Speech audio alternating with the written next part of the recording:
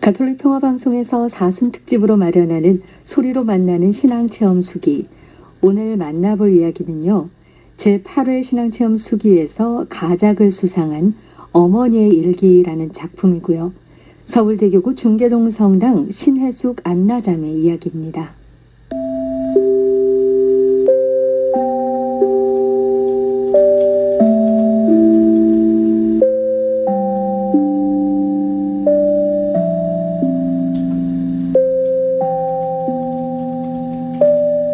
세상엔 환난이 늘 있어 왔지만 2020년은 특별한 해였다.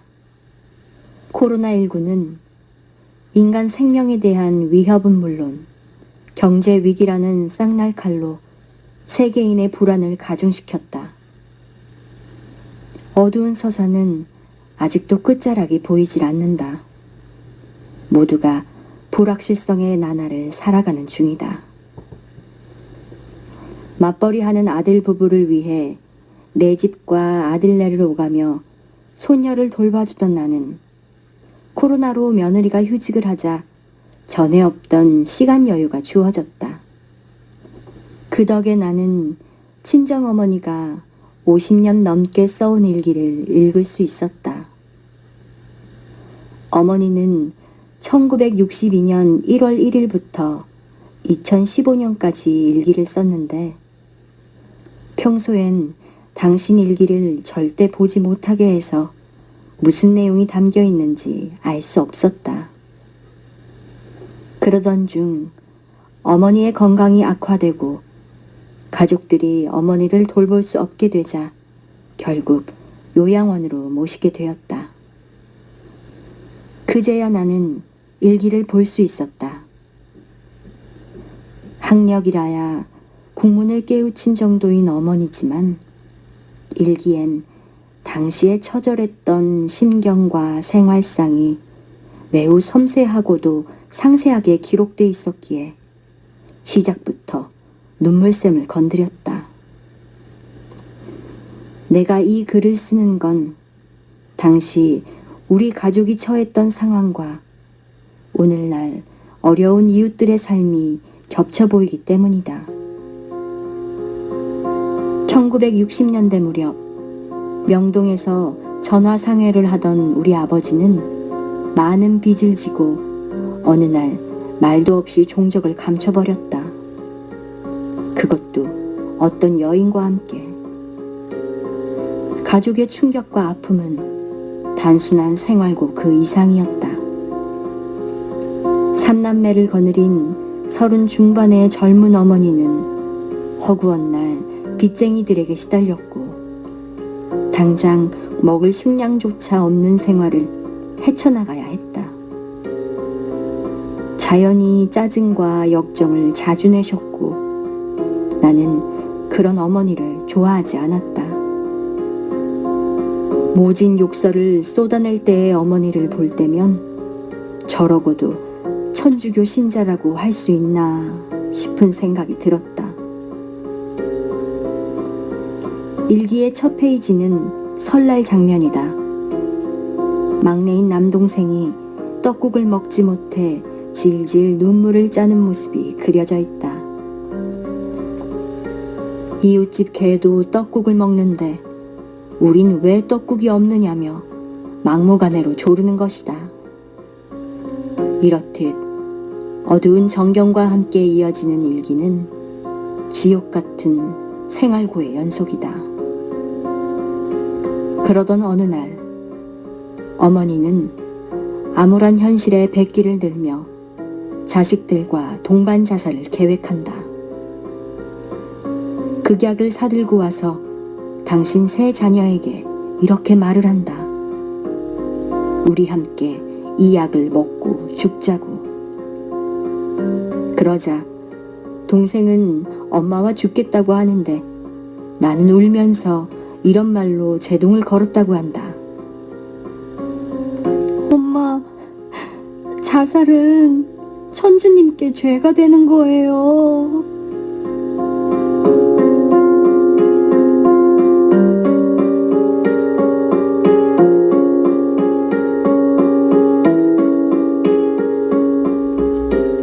당시 나는 중학교 입학을 앞두고 있었다.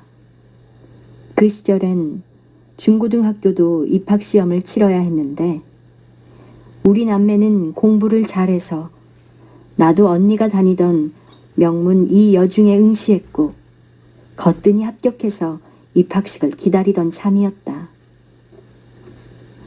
빚쟁이들은 이 사실을 알아채고 입학금을 채가려고 내게 갖은 유도신문을 하곤 했다. 나는 이 자살위기 대목에서 일기장을 잠깐 덮고 기억을 소환해보려 눈을 감았다. 생각나는 게 없었다. 사나운 빚쟁이들에 시달리고 끼니를 줄인 건 선명한데 어머니가 자살 시도를 했던 일이며 내가 어머니에게 울면서 했다는 사연은 남 이야기인 듯 생소했다. 하지만 어머니 일기에 그렇게 적혀 있으니 당시 내가 했던 말은 사실일 수밖에. 이 눅눅한 장면을 읽다 말고 문득 이런 의문이 들었다. 내가 어떻게 그런 말을 할 수 있었지? 수도 없이 찾아오는 빚쟁이들 때문에 늘 공포와 불안을 느끼지 않았던가. 어린 나이였음에도 사는 게 너무도 두렵고 막막했는데 어머니도 동생도 죽겠다는데 내가 무슨 배짱으로 동의하지 않았을까? 얼마 안 남은 쌀자루마저 들고 가는 빚쟁이 아줌마에게 그것만은 돌려달라고 매달렸건만 그녀는 빨간 매니큐어가 칠해진 긴 손톱으로 내 손등을 핥히며 쌀자루를 뺏어갔다. 그 기억은 지금도 뚜렷하다. 그런 회오리 속에서 내가 무슨 낙을 보겠다고 살려 했을까? 신앙심 깊은 어머니 덕에 나는 일찌감치 명동성당에서 영세를 했다. 어머니는 우리의 신앙교육을 철저히 하셨기에 어떤 일이 있어도 주일 미사를 빠지지 않았고 주일 학교도 물론 열심히 다녔다. 그래서일까? 첫 영성체 교리 시간에 외웠던 천주교 요리문답이며 매주 수녀님께 주일학교 교육을 받았던 내용이 머릿속에 알뜰히 저장돼 있기는 했다. 자살이 대죄라는 것도 그때 뇌리에 새겨진 거였으리라. 그러다가 결정적 순간에 입 밖으로 튀어나온 거고 어머니는 나로 인해 정신이 번쩍 들어 삶을 이어나간 셈이다. 그때 내가 한 말이 과연 내 힘으로 한 거였을까? 어쩌면 하느님이 어린 자식의 입을 빌려 어머니의 자살 충동에 제동을 거신 게 아닐까? 신앙이란 우리네 삶 안에서 하느님이 어떻게 개입하고 역사하시는지를 각자의 깜냥만큼 해석해내는 일이 아닌가. 하느님의 역사는 인간을 통해 이루어지는 경우가 많았다. 어머니의 일기를 보니 이후에도 간간히 자살 충동에 덫에 걸려들었나 보다. 어느 날인가는 눈물로 어머니를 만류하는 사연이 담겨 있었다. 언니는 엄마, 내가 이 다음에 돈 많이 벌게요 하고 나는 엄마, 내가 공부 열심히 할게요 하면서 엄마의 자살을 말린다. 동생은 이때도 엄마 따라 죽겠다는 순종파로 등장한다. 어머니와 동생의 죽고 싶다는 쪽과 언니와 나의 죽지 않겠다는 쪽, 두 파로 나뉘어 팽팽히 맞서는 가운데 우리 가족의 삶은 또다시 아슬아슬 이어졌다. 밑바탕에 가톨릭의 가르침이 없었다면 내 식구가 다 같이 죽음의 유혹이 이끄는 급류에 맥없이 쓸려갔을지도 모를 일이다. 신앙은 물론 가족의 소중함을 다시 한번 확인하는 부분이다. 한자로 사람 인자는 두 획이 서로를 받치고 있는 형태다. 인간이란 홀로 설 수 없는 존재임을 보여준다. 가장 작은 사회인 가정은 하느님의 역사와 섭리가 이루어지는 소공동체다. 어머니가 세상을 등지고 싶은 유혹을 느낄 때마다 하느님은 어린 자식들을 방패 삼아 막아주셨다. 한편 가족이란 가장 사랑하는 공동체이면서 동시에 깊은 상처를 주고받는 관계이기도 하다. 서로의 치부를 속속들이 잘 알고 있기에 더 그렇다. 우리 집도 마찬가지였다. 집안의 몰락으로 우리는 서울 중구에서 변두리로 밀려났다. 어머닌 수도와 전기가 들어오지 않는 산동네로 이사를 간 뒤 추우나 더우나 비가 오나 눈이 오나 매일 수차례씩 물지개를 지고 힘겹게 고갯길을 오르내렸다. 때론 힘에 부쳐 넘어지기도 하고 눈길에 미끄러져 다치기도 했다.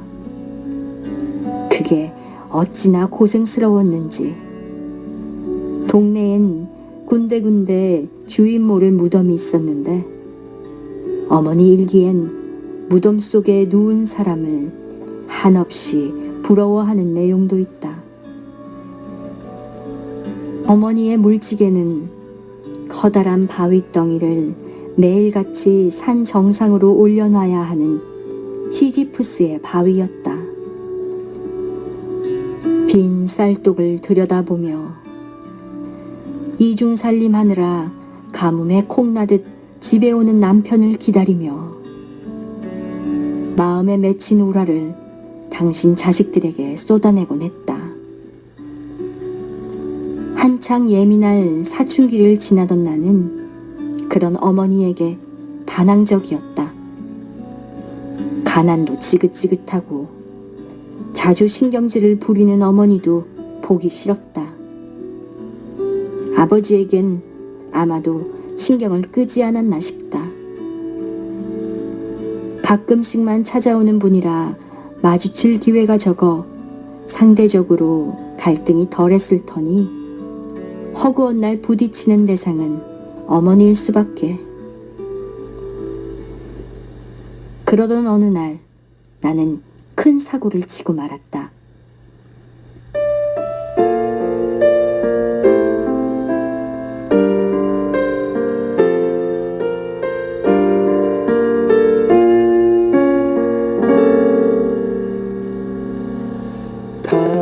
당신의 도구로 써주소서. 그날까지 믿음의 증인 되게 하소서. 세상 땅 끝까지 주님을 지키신 신앙의 선조들, 숭고한 순교 정신 내 마음에 담아 나 오늘 이 세상을 살아가는 하나님의 시선이 내 눈에 담기기를. 나 오늘 이 세상을 살아가며 하나님의 눈으로 세상을 바라보기를.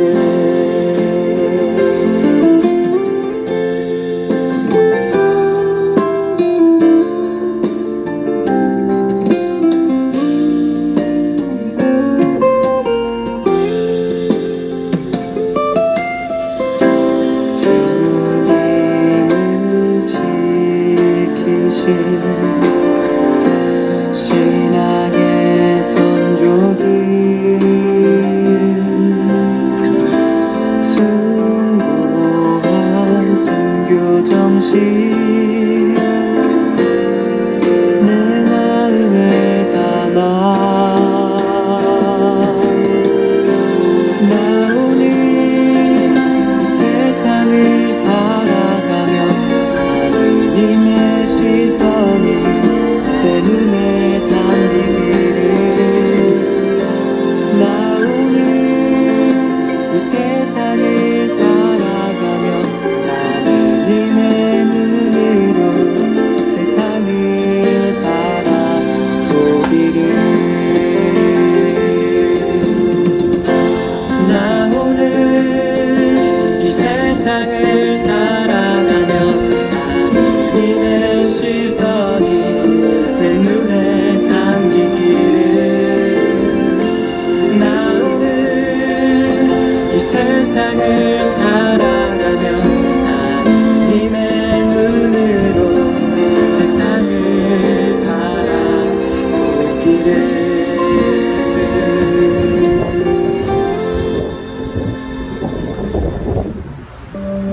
고등학교 1학년 시절 삶이란 과연 살아내야 할 가치가 있는 것인가를 두고 나는 깊이 고민했다. 아니라는 판단이 들었다. 쓴맛뿐인 인생. 일찍 삶을 포기하면 그만큼 쓴맛도 덜 느낄 텐데. 나 하나 사라지면 우리 부모가 짊어질 생활비도 더는 게 아닌가. 살지 않아야 할 이유는 끼리끼리 어깨동무를 하고 찾아왔고 나는 결론을 내렸다. 지구를 떠나버리자고. 이 쓰디 쓴 잔을 엎어버리자고. 작정하고 세코날이란 수면제를 사서 모았다. 당시에 그 약으로 자살하는 이들이 꽤 있었다. 그래서인가 약국에선 구매자의 주소와 이름을 물었고 많은 양을 팔지 않아 두어 달에 걸쳐 40여 알 넘게 마련했다. 그러곤 기회를 엿보았다. 집에 식구들이 있으면 불발에 그치기 쉽다. 아무도 모르게 해야 병원에 실려가 위세척을 당하지 않는다. 마침내 행동을 개시하기에 좋은 날이 찾아왔다. 어머니와 아버지는 지방으로 보찜 장사를 떠나고 마침 집이 빈 날을 택해 나는 그 알약들을 몇 번에 나누어 입안으로 털어넣었다. 죽음을 결심하니 죽는 건 별로 두렵지 않았지만 자살은 하느님의 명을 거스르는 대죄라는 교리가 억센 생선가시처럼 가슴에 걸렸다. 나는 묵주를 손에 쥐고 주님과 성모님께 마지막 기도를 올렸다. 비록 주님 명을 어기고 목숨을 끊지만 영원한 형벌만은 면하게 해달라고. 나는 주님을 믿지 않거나 반항하는 게 아니라 단지 삶이 싫은 것뿐이라고. 그러니 성모님은 이런 죄인을 위해 전구해달라고. 잠이 오기 시작했다. 묵주를 손에 쥔 채 나는 꿈도 없는 어둡고 깊은 잠의 나락으로 빠져들었다. 그때 하느님이 내 죽음의 방패가 돼주지 않으셨다면 지금 이 글을 쓰는 나는 없었을 것이다. 약을 먹고 무슨 일이 벌어졌는지 나는 알 수가 없다. 몽롱함에서 깨어나지 못한 채 식구들에 둘러싸여 있다가 며칠 만에 정신이 들었을 때 부끄럽고 민망해서 아무에게도 그간의 경위를 묻지 못했다. 어머니 일기엔 당시의 상황들이 적혀 있었다. 당시 내가 헛소리를 많이 했다고 한다. 아버지에게 가정을 돌보시라고, 엄마가 불쌍하다고. 물론 나는 기억에 없다. 어머니의 자살을 우리 형제들이 막아주었다면 내 자살은 우리 가족들이 막아주었다. 병원에 실려가 응급처치를 받으며 의식을 찾는 동안 어머니는 얼마나 울부짖으며 간절하게 기도하셨을까. 번번이 자살 충동을 느꼈던 당신이 떠올라 마음이 착잡하셨을 것도 같다. 우리 식구의 삶은 해가 들지 않는 먹구름의 연속이었다. 어머니는 자식들이 교통비가 없어서 먼 길을 걸어오고 등록금을 내지 못해 학교에 가지 못하는 비루한 생활상을 적어나가며 하느님의 원망도 적나라하게 펼쳐놓았다. 그러면서 자신을 불쌍히 여겨달라는 기도도 멈추지 않았다. 제대로 먹이지 못해 얼굴이 누렇게 된 세 자녀를 보며 자꾸만 바닥을 드러내는 쌀독을 막막하게 바라보며 하느님께 오기를 부리기도 했다. 박완서의 산문 한 말씀만 하소서가 떠올랐다. 그녀는 사랑하는 남편과 젊은 아들을 잃었다. 그녀는 생떼 같은 자식을 앞세우고도 살겠다고 꾸역꾸역 음식을 쳐넣는 자신이 징그러워 토할 것 같다고 했고,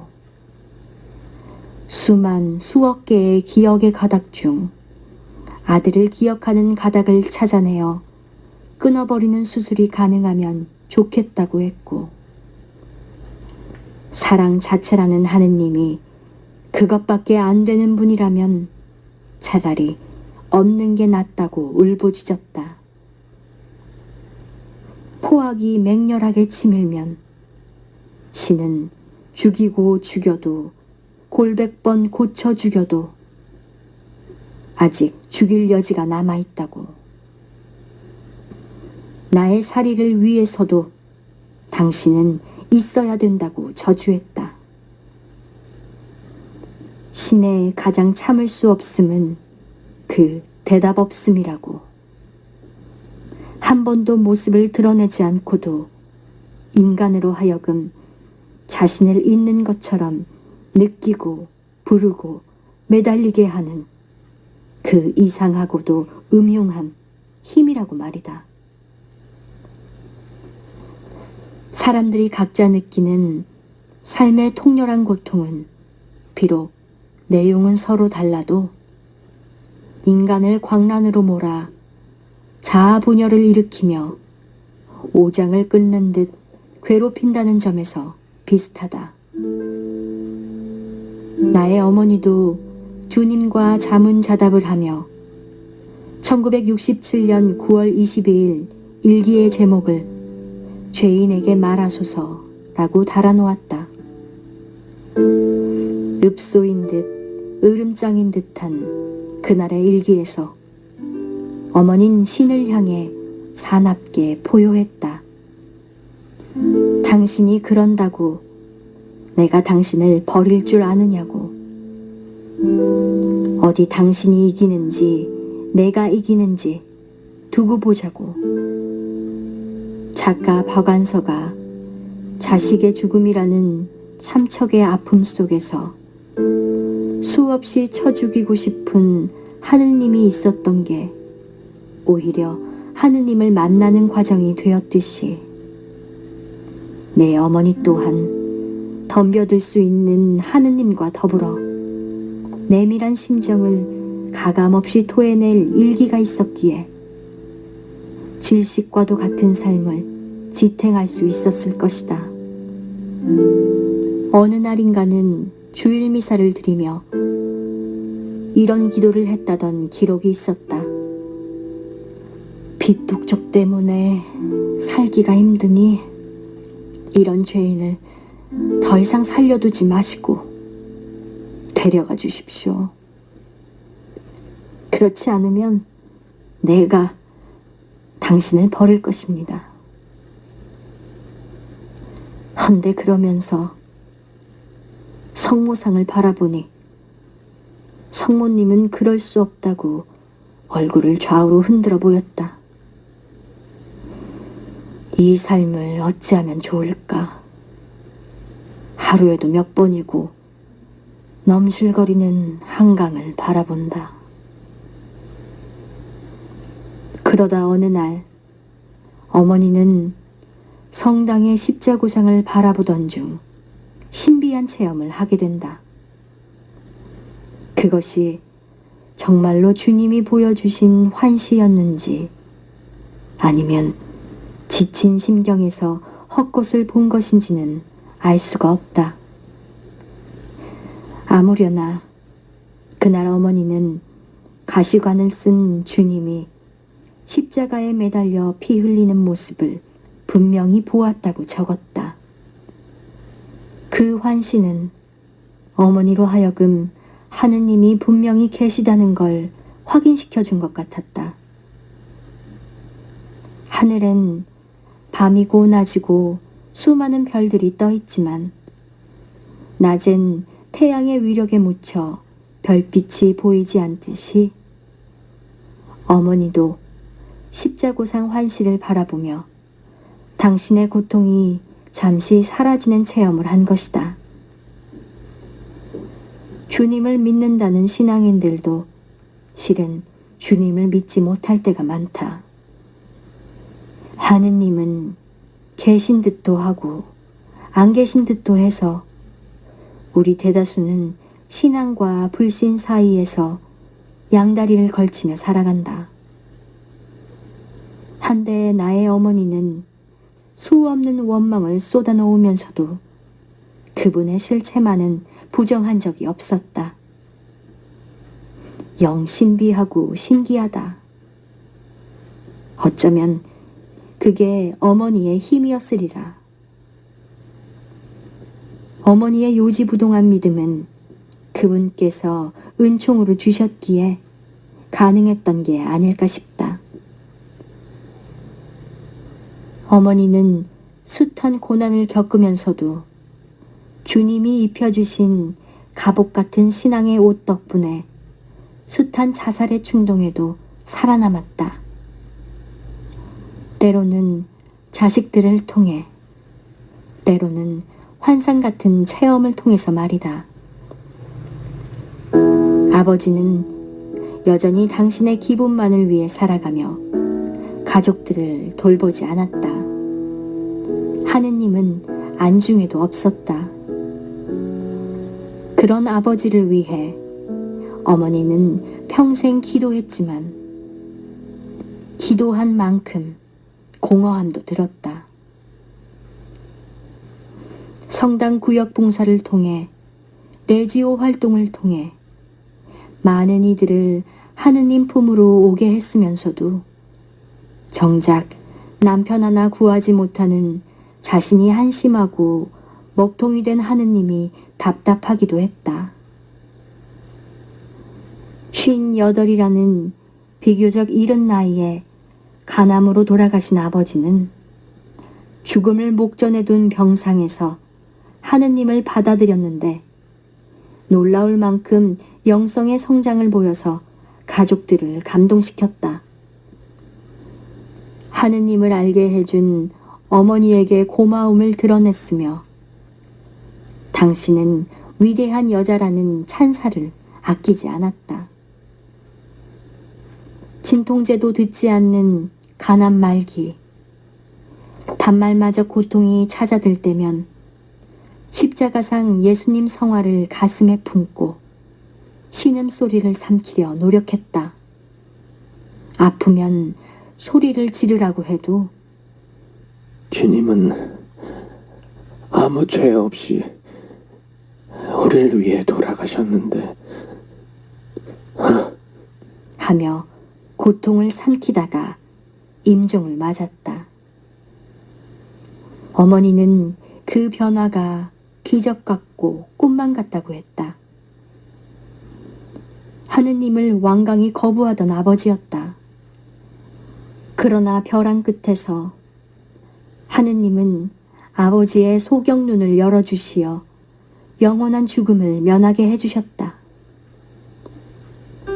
코로나로 인해 집거하는 기간이 나에겐 코로나 블루를 모르는 화해와 감사의 시간이었다. 53년에 걸친 일기를 읽어나가며 어머니와 얽혔던 지난날의 상처로부터 뒤늦게 해방될 수 있었다. 탑처럼 쌓인 일기를 발췌해 컴퓨터 자판을 두드려 보니 미처 알지 못했던 어머니의 모든 것이 비로소 보이는 듯 했고 지난했던 삶의 숨결을 들을 수 있었다. 어머니의 짜증을 접할 때마다 이렇게 자식들을 고생시킬 걸 뭐하러 낳았냐고 철없이 덤벼들었던 일도 떠올랐다. 그럴 때면 어머니에 대한 안타까움으로 내 눈가는 젖어들었다. 한편으론 우리 형제들에게도 새삼 자긍심이 일었다. 가난과 역경, 아버지의 오랜 부재에도 엇나가지 않고 성장했으니 말이다.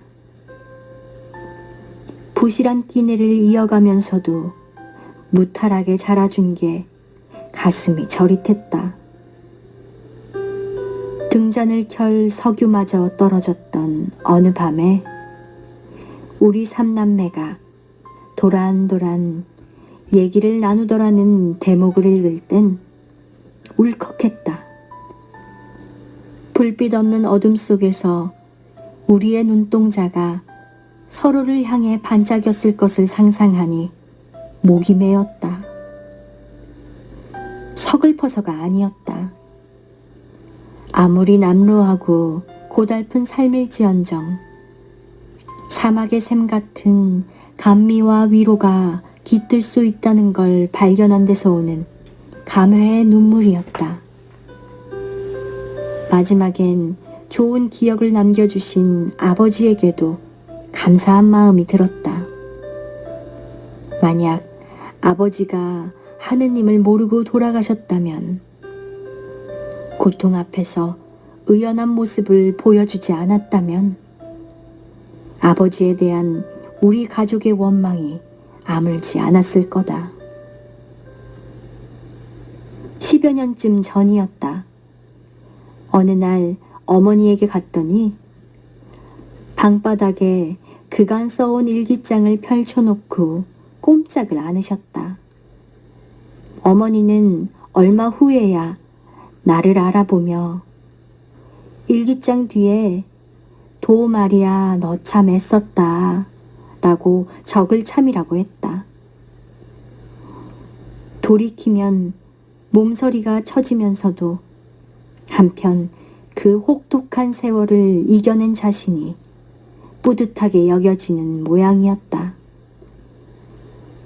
엄마, 힘들던 그때 목숨을 끊지 않고 살아낸 게 참 감사하지요?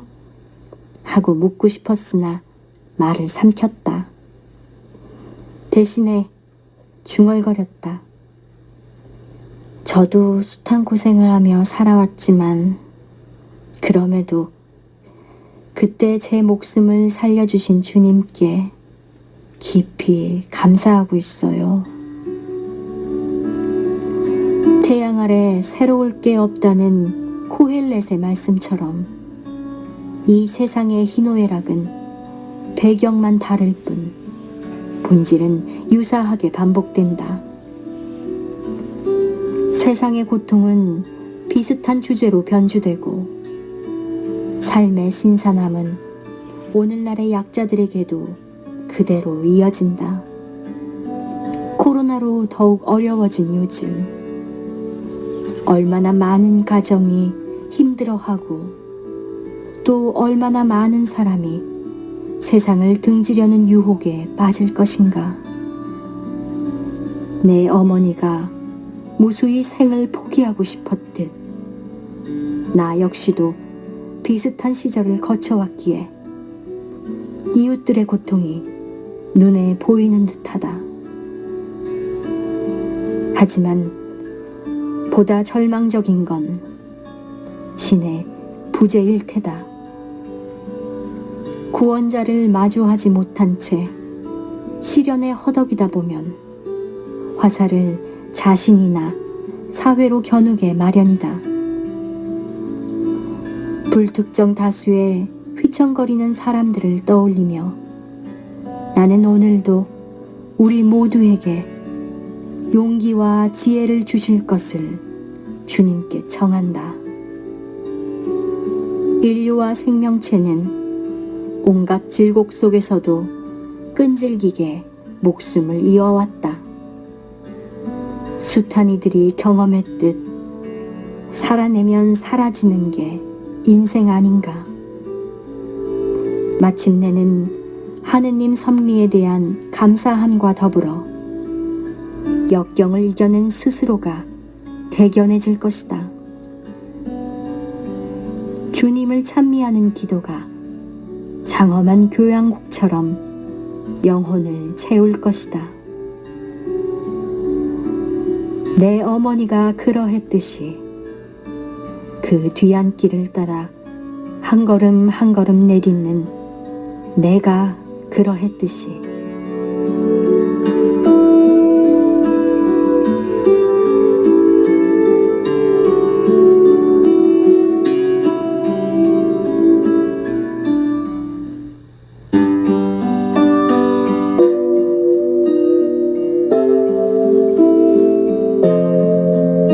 사순 특집 소리로 만나는 신앙체험 수기. 오늘은 제8회 신앙체험 수기에서 가작을 수상한 서울대교구 중계동 성당 신혜숙 안나자매 이야기 어머니의 일기 보내드렸습니다. 어떤 사람이 짓는 표종이나 평소 말씨, 그 사람이 가진 아름다운 점, 따뜻한 성격 이런 것들은요 서로 마주 앉아 있을 때가 아니라 따로 있을 때, 그러니까 혼자 고요히 있을 때 문득 떠오르곤 합니다. 예침 우리 마음속에 떠오르는 사람이 한 명 있고 그 사람에 대한 애정으로 마음이 따뜻해지는 순간 있으면 좋겠습니다. 내일은 소리로 만나는 신앙체험수기 마지막 시간입니다.